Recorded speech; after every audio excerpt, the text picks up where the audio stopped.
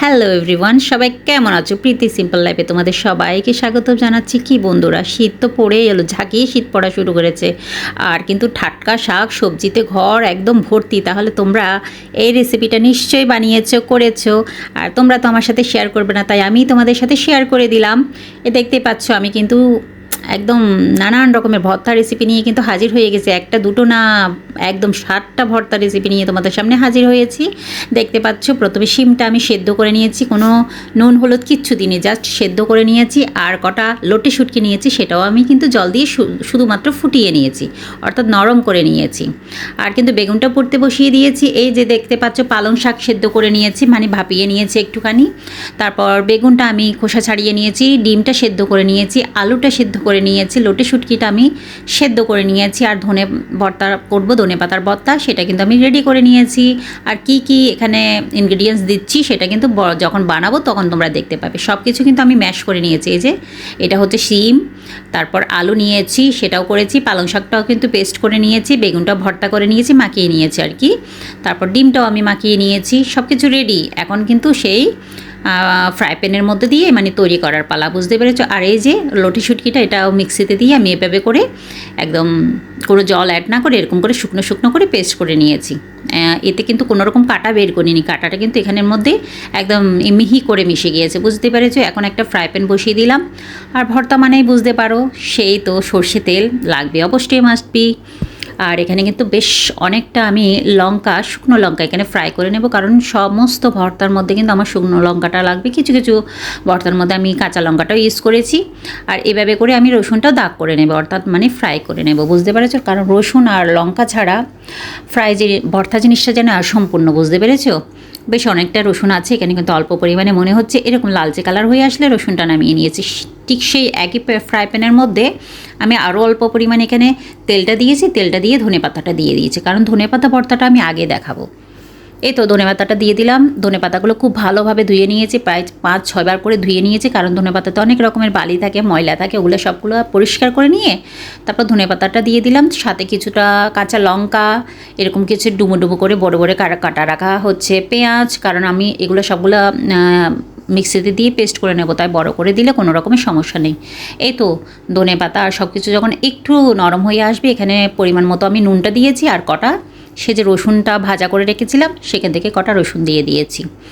এখন এটাকে নামিয়ে ঠান্ডা করে আমি পেস্ট করে নিলে ধনে পাতা ভর্তাটা একদম রেডি হয়ে যাবে। এখানে কোনো রকম আমি এখানে কোনো মশলা ইউজ করিনি, জাস্ট ভর্তাটা এরকমই সিম্পল রেখেছি। আর সিম্পলের মধ্যে এত টেস্টি হয়েছে, এটা কি বলবো, তোমরা অবশ্যই ট্রাই করো, কেমন? আর আবারও ফ্রাই প্যান বসিয়ে দিয়েছি, তার মধ্যে কিন্তু আমি তেলটা দিয়ে দিয়েছি, অবশ্যই সরিষার তেলটা দেবে। তারপরে অনেকটা কিন্তু এখানে পেঁয়াজ কুচি দিয়েছি। পেঁয়াজটা নরম হয়ে আসলে তারপর আমি অল্প অল্প করে বাকি যে জিনিসগুলো আছে সেগুলো অ্যাড করে দেবো। কটা আমি এখানে রসুন দিয়ে দিয়েছি, রসুনটা আর বারবার করে আমাকে ভাজতে হচ্ছে না, আমি একবারে ভেজে নিয়েছি, সেটা দিয়ে দিলাম। আর এরকম করে কুচু কুচু করে কেটে রাখা দুটো লঙ্কা দিয়ে দিলাম, টেস্টের জন্য, ফ্লেভারের জন্য, ঝালের জন্য। আর লঙ্কাটা দিলে কিন্তু আমি শুকনো লঙ্কাটা মানে গুঁড়োটা কম ইউজ করেছি। আর এখানে দিয়ে দেবো হলুদের গুঁড়ো, জিরে গুঁড়ো, আর একটুখানি ধনে গুঁড়ো দিয়েছি, জিরে গুঁড়ো দিয়েছি, আর সামান্য পরিমাণে লঙ্কা গুঁড়ো দিয়েছি। এখন সব কিছু মিক্স করে নেব। যেহেতু এটা ভর্তা রেসিপি, এখানে কোনো রকম আমি জল ইউজ করব না, এভাবে করে আমি মশলাটা মিশিয়ে নেব, বুঝতে পেরেছো? আর রসুনটা এরকম করে একটুখানি মেশ করে দেওয়ার চেষ্টা করছি, কারণ এগুলো আস্ত ছিল তো, সেজন্য এগুলো একটু ভর্তা করে দেওয়ার চেষ্টা করছি। আর দিয়ে এখানে দিয়ে দেবো সেই শুটকিটা, কারণ এখানে মশলাগুলো দেওয়ার কারণ হচ্ছে শুটকির মধ্যে কিন্তু মশলাটা না দিলে না টেস্টটা ভালো আসবে না, বুঝতে পেরেছো? কিন্তু আমি ধনে ভর্তাটার মধ্যে কোনো রকম মশলা ইউজ করিনি, তোমরা সেটা দেখতেই পেয়েছো। আর এরকম করে 2-3 মিনিট 4 মিনিট করে যদি আমি এভাবে করে একটু উল্টিয়ে পাল্টিয়ে নিই, এই যে শুটকির ভর্তাটা একদম রেডি হয়ে যাবে। পরিমাণ মতো নুন দিতে একদম ভুলবে না বন্ধুরা, বুঝতে পেরেছো? আর এত বেশি টেস্টি হয়েছিল, সমস্ত রকমের ভর্তাটাই আমার ভীষণ টেস্টি হয়েছিল। কোনটা বাদে কোনটা বলবো বলো তো? আর ধনে পাতা দিতে নো কিপটামি, কিন্তু বন্ধুরা নো কিপটামি মানে নো কিপটামি, বুঝতে পেরেছো? বেশি করে দেবে। আর ধনে পাতাটা দিয়ে বেশিক্ষণ জাল করতে হবে না, রান্না করতে হবে না, এটা নামিয়ে নিলে হয়ে যাবে। হয়তো দেখতে পাচ্ছ কত সুন্দরভাবে, কত সহজভাবে রেসিপিগুলো তৈরি হয়ে গেলো, ভর্তাগুলো তৈরি হয়ে গেলো, বলো তো? আর এখানে কোনো রকম জল অ্যাড করবে না, একদম বলে দিলাম, কোনো রকম জল অ্যাড করবে না। জল অ্যাড করলে কিন্তু ভর্তা টেস্টটা পাবে না তোমরা। আর একটা ভর্তা তৈরি করবো, সেজন্য ফ্রাই প্যানটা আবার বসিয়ে দিলাম, দিয়ে দিলাম তেল, আবার সেই পেঁয়াজ কুচি দিয়েছি, একই প্রসেসে সবগুলোই হবে, কোনো তামঝাম নেই, কোনো হেভি কোনো কাজ নেই, শুধু নাড়াচাড়া করবে আর ভর্তাটা রেডি করে নেবে। আর এখানে কিন্তু রসুনটা আমি একটু হাত দিয়ে মেশ করে দিয়েছি, আর প্রায় 3-4টে এখানে কাঁচা লঙ্কা দিয়ে দিয়েছি, কাঁচা লঙ্কা কুচো করে দিয়ে দিয়েছি। এখন সব কিছু একটু মিক্স করে নেব। আর তার আগে কিন্তু আমি নুনটা দিয়ে দিয়েছি। নুনটা অবশ্যই সবার স্বাদ মতো দেবে, কম বা বেশি যে যেরকম খেতে চাও দিয়ে দিলাম। হলুদের গুঁড়ো, জিরে গুঁড়ো, ধনে গুঁড়ো, এই তো দিয়ে সব কিছু একটু নাড়াচাড়া করে নেব। মশলাটা একটু ভালোভাবে মিশিয়ে নেবে, বুঝতে পেরেছো, যাতে দলা পেকে না থাকে, গুটলি পেকে না থাকে, তাহলে খেতে কিন্তু একদম ভালো লাগবে না। আর এখন দিয়ে দেবো যে পেস্টটা তৈরি করে রেখেছিলাম পালং শাকের, সেটা। আর পালং শাকের ভর্তাটা না আমার ছেলে মেয়ে ভীষণ ভালো খায়, বুঝতে পেরেছো বন্ধুরা। আর পালং শাকটা এখন মনে হচ্ছে একটু তোমার জল টাইপের মনে হচ্ছে, সেটা যখন যতটা টানিয়ে আসবে না তখন কিন্তু একদম শুকনো শুকনো হয়ে যাবে।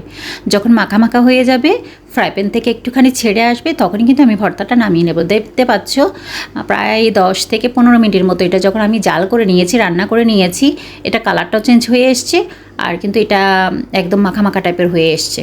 আর ভীষণ ভীষণ ভীষণ ভীষণ টেস্টি হয়, আর খুব হেলদি কিন্তু। তোমরা অবশ্যই একটু ট্রাই করে দেখো। এই দেখতে পাচ্ছ প্যান থেকে ছাড়িয়ে আসছে, এ পর্যায়ে গিয়ে আমি ভর্তাটা নামিয়ে নেব। এখানে চাইলে তোমরা ধনেপাতাটা দিতে পারো, ঠিক আছে, বেশ অনেকটা ধনেপাতা দিতে পারো। তো আমি কিন্তু আজকে ধনেপাতাটা দিইনি, বুঝতে পেরেছো, তোমরা চাইলে দিতে পারো। এখন আরেকটা রেসিপি তৈরি করে নেবো, মানে ভর্তার রেসিপি। অবশ্যই তেলটা আমি দিয়ে দিচ্ছি ফ্রাই প্যানের মধ্যে,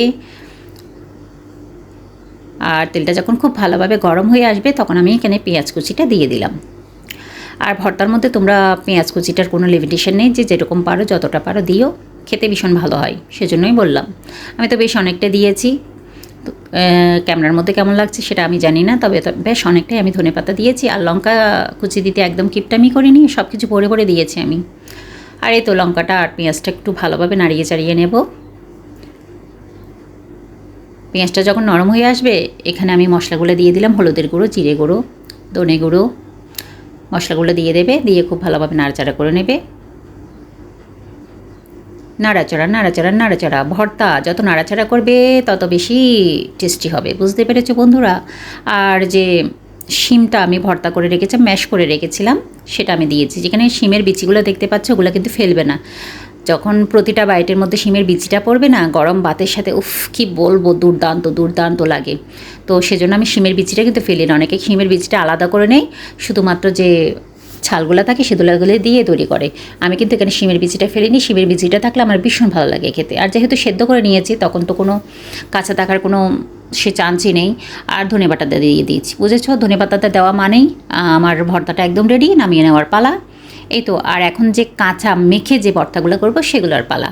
এখানে আমি লঙ্কা দিয়ে দিয়েছি, শুকনো লঙ্কা, পেঁয়াজ কুচি, রসুন দিয়ে দিলাম, তারপর সর্ষে তেল দেবো, নুন দেবো, পরিমাণ মতো নুন দিয়ে তারপর আমি মাখামাখি করে নেব।